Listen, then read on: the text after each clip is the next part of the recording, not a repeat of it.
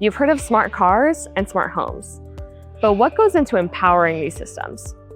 Let's learn more. Christoph, tell us a little bit more about who you are and what you do.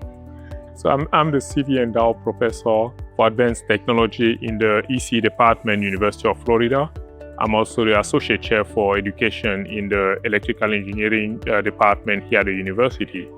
And my research is about smart systems, mostly computing systems, and how do we make those systems work, how do we design those systems, how do we operate them, and how do we make them safe.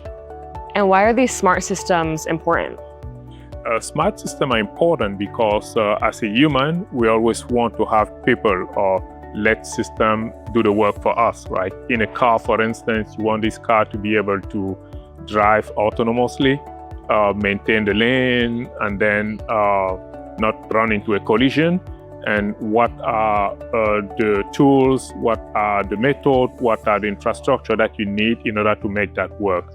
Our research is about how do we design the kind of computer, getting the sensor from the camera, from the LiDAR, from everything that we need in order to sense the environment and then perform the processing to make sure that the car behaves the way we want.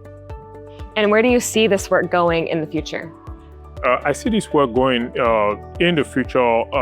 Those systems are going to be more and more needed, and those systems will have much more higher requirement in terms of computation.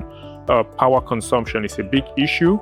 So how do you put in a car a system that can perform AI and that can still have this car not consume its entire power? The battery needs to be maintained as long as possible.